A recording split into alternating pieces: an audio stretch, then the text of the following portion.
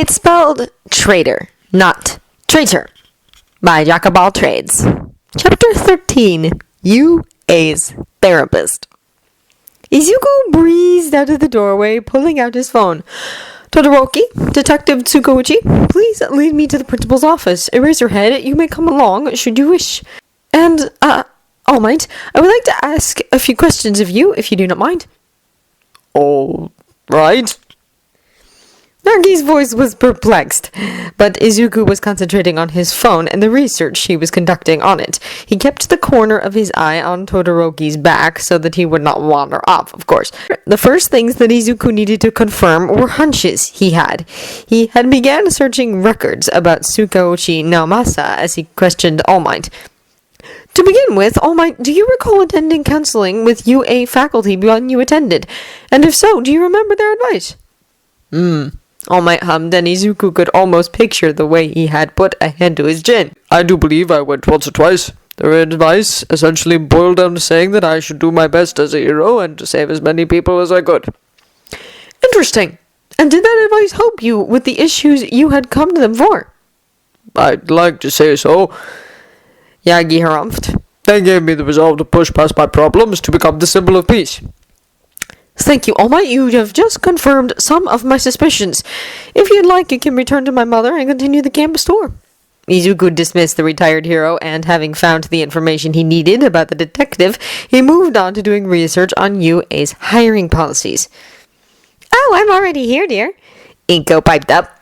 You looked a bit out of sorts, so I just want to be here to make sure you're alright. I am most certainly not alright because I have sussed out the reason that so many students here are not alright either. And that's the reason you need to see the principal? Naomasa asked. Precisely. And his resolve was only bolstered by what he found in his search.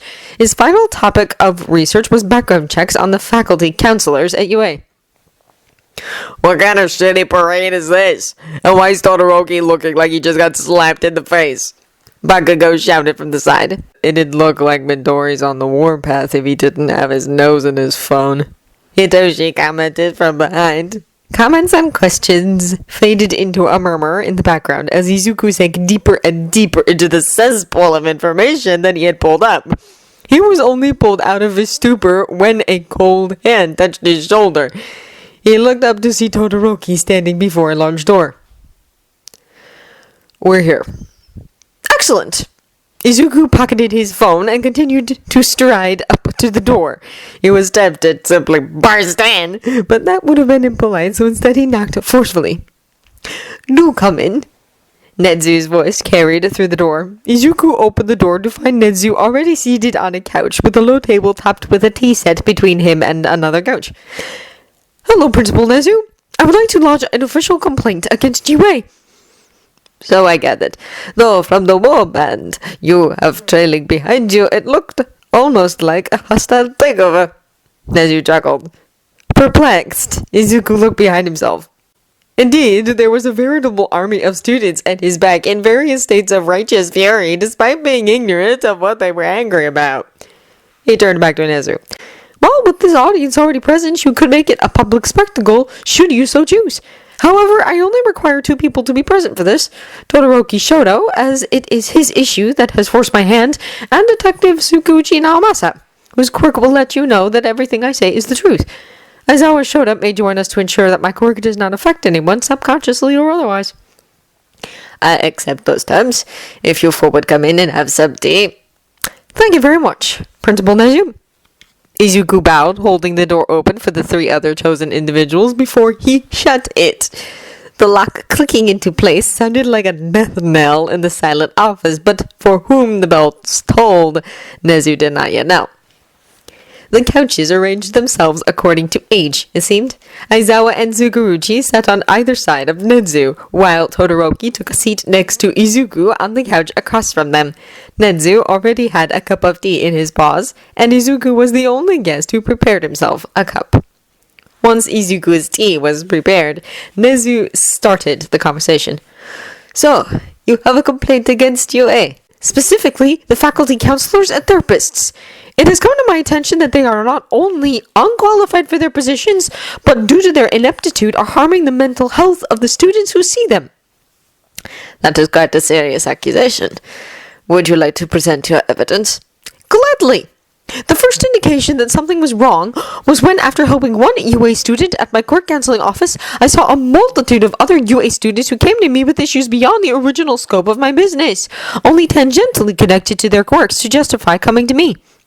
I asked each and every one of them why they chose to come to me for a fee, pittance though it is, instead of attending the free counseling that UA offers.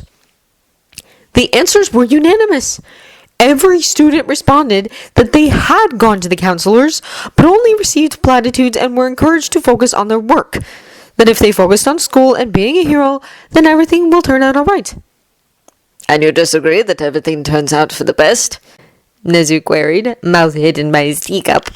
Vehemently! I will present 3 examples. The first, the case of Agakuro Chizome. Naomasa and Aizawa scowled.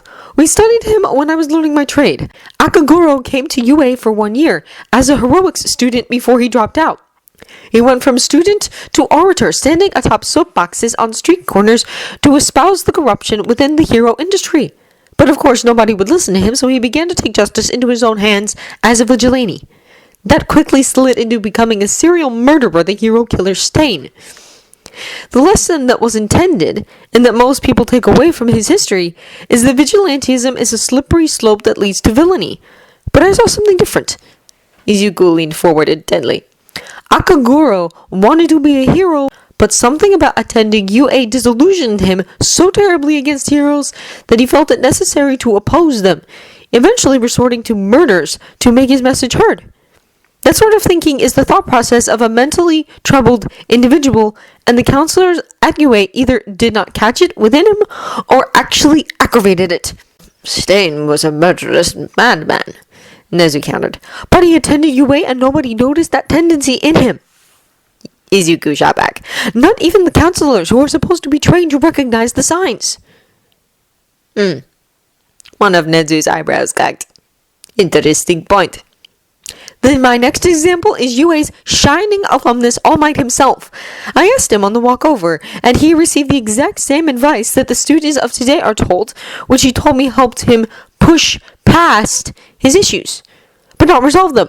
Focus on being a hero and saving everyone you can, they told a young Yagi Toshinori. And he did just that. He became the greatest hero the world has ever known, becoming the symbol of peace. And he did so by working himself so hard he eventually broke.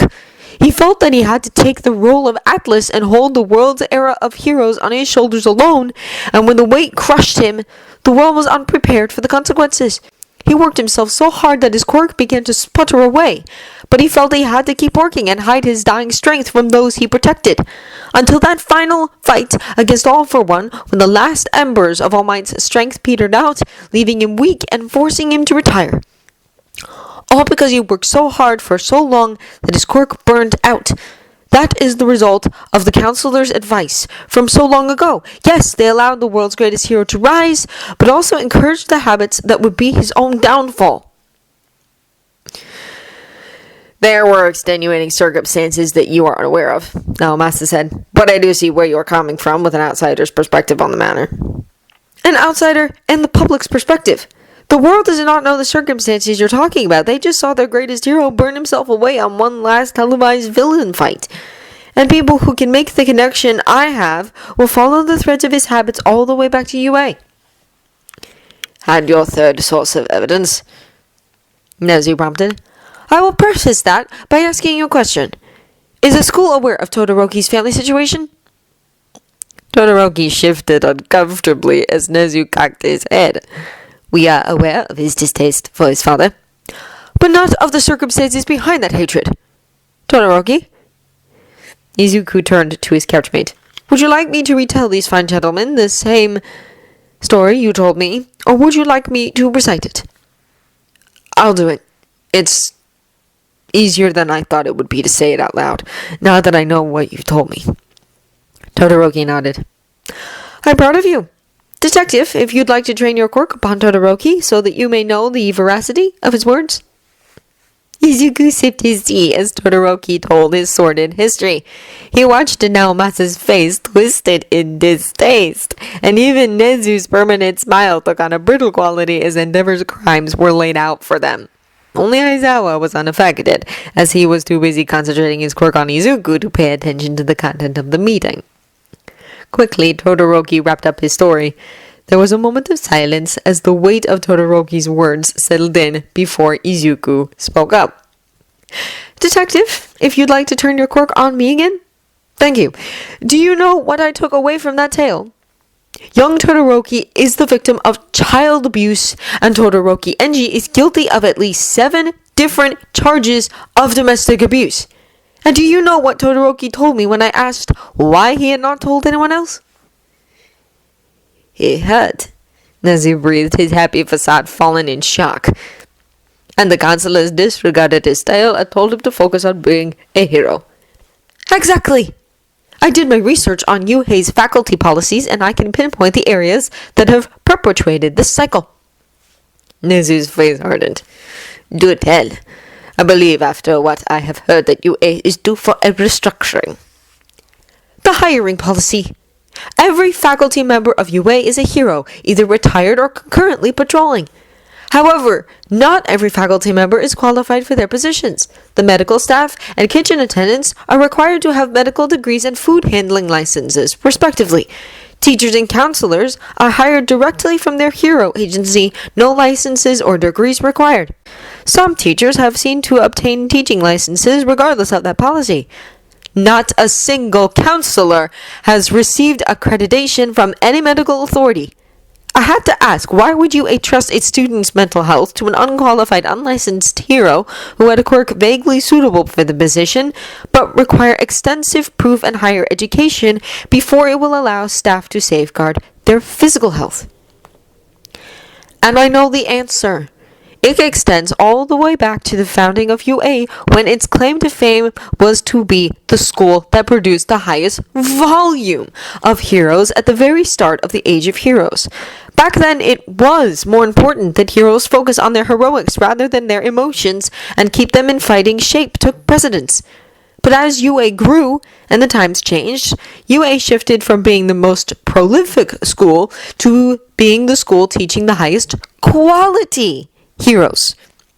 But its policies never changed, and so heroes who have been through UA and been counseled to just focus on being heroes come back to work for their alma mater and proliferate that single-minded dogma, perpetuating the cycle of poor mental and emotional support for the students.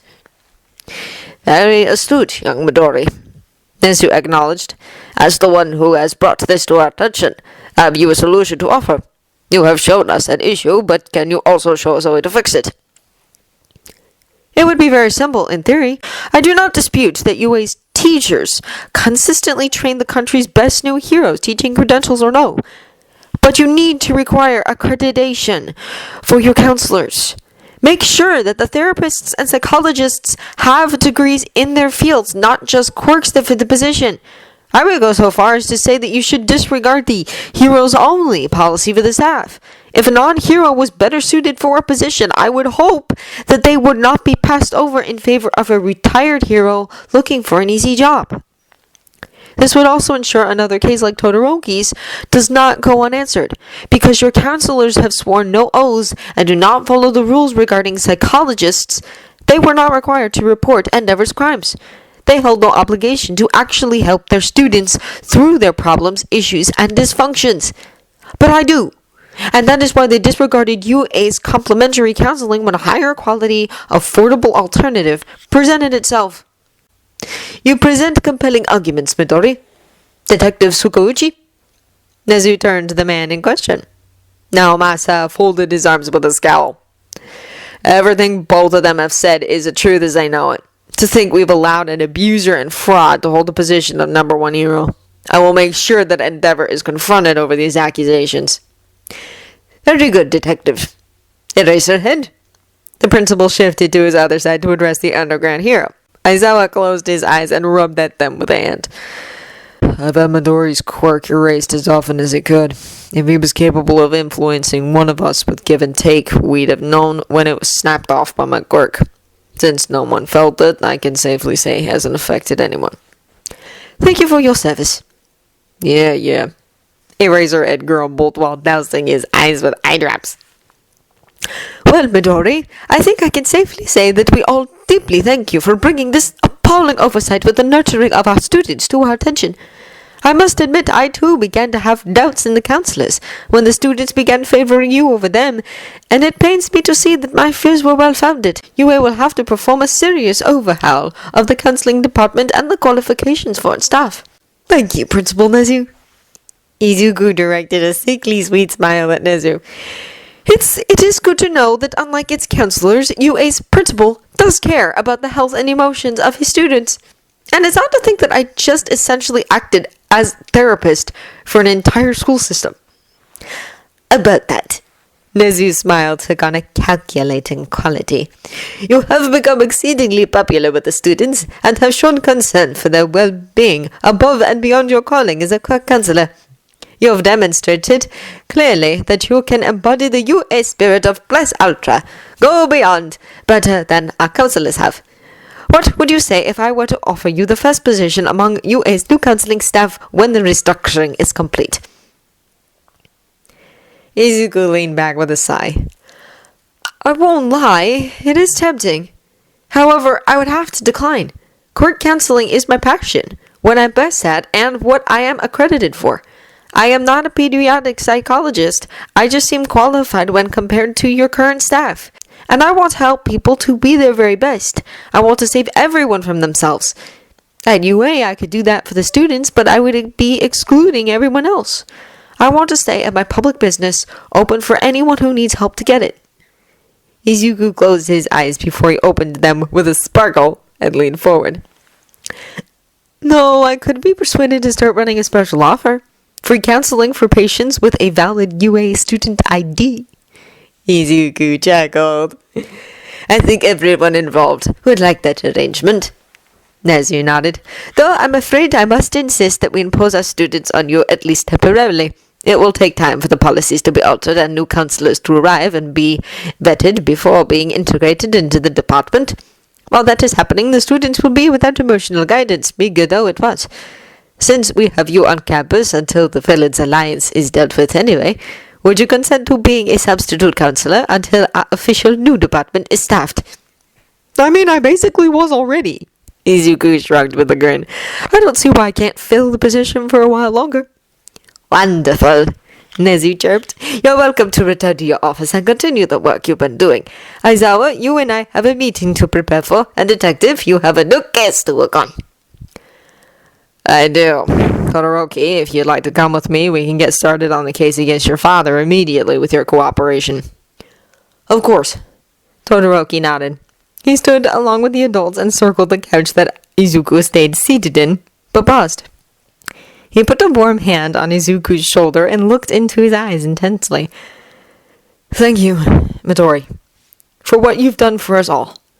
The hand squeezed once before Todoroki let go, and he exited the room with a detective, leaving Izuku alone in the principal's office. By the time that Izuku had finished his tea and nabbed a biscuit to nibble on in the deserted room and left, the crowd that had followed him to the door had dispersed. Only All Might and his mother were left, and they were deep into their own conversation seated on a bench. Izuku made his way back to his lone office alone with his thoughts. Izuku was met at the door to his office by an elderly couple. Oh, hello, young man. Do you know when the Counselor Midori is to return? The man of the pair hailed. Right now. Hello. I'm Midoriya Izuku. Can I help you too? Oh, you're Izuku? The woman cooed. So young. But then everyone looks young to me nowadays. Yes, you could help us, but we'd prefer if it was in a private setting. The man nodded. You're in luck. My office here is about as private as can be on this campus. No cameras or microphones as far as I could find. Excellent, excellent. They both nodded, shuffling into chairs while Izuku took a larger and firmer beanbag as his seat, as the two elders had taken the only two real chairs in the room. So, how can I help you two? Izuku asked, projecting a privacy field around the room just in case. He had a feeling he knew what these two wanted. Well, we're both lab scientists, the man began, with a lack of shame trademark to octogenarians. And over the years before we'd met each other, various lab accidents have rendered us both sterile. Bingo! Looking for a legacy. We've adopted, of course, and we love our daughter like our own, even though she's all grown up and independent now, the woman got in. But we still want to leave something of ours behind as a legacy. Our quirks. Yes, and then we found your shop that trades quirks. Though we were skeptical at first. It appeared right after the defeat of All for One, after all, the man reasoned. Oh, that man! The woman clicked her tongue. We're old enough to remember his reign of terror from the shadows before he retreated into the underground, and we knew. The woman shook a finger. That he had been holding back in his fight with All Might. We were afraid that you were All for One's successor, trying to consolidate power and quirks for yourself with your shop, but we know better now. The old man smiled sheepishly, unaware how wrong he was. Now that All for One's successor has revealed himself and he is nothing like you, we decided to take the plunge for your service. We'd like to donate our quirks to you, so that you can give them to some poor soul who could make better use of them than we can now that we're old and retired. The old woman smiled amicably. Oh, Izuku hadn't been expecting someone to want to donate a quirk. He thought they'd want youthful quirks in return. That's very generous of both of you. Are you sure you want to donate them and not receive ones in return? The empty feeling of a lost quirk can become unbearable. We're sure. The man nodded. We know we're not long for this world anymore. We wouldn't suffer long for the loss. The woman nodded along with her husband. Very well. If you'll give me your hands, you will feel very tired after I am done, so please support each other as you need. Oh, young'un. The woman giggled into her hand. We've been supporting each other for 50 years. A bit longer is nothing but a drop in the bucket. Izuku took their proffered hands, and the couple held each other's hands to complete a circle. As gently as he could, Izuku extracted both of their quirks from their metaphysical quirk spaces. They were old and warm, but still gleaming with strength despite their age, and Izuku made note to bestow them on a young hopeful so that they could continue to age gracefully.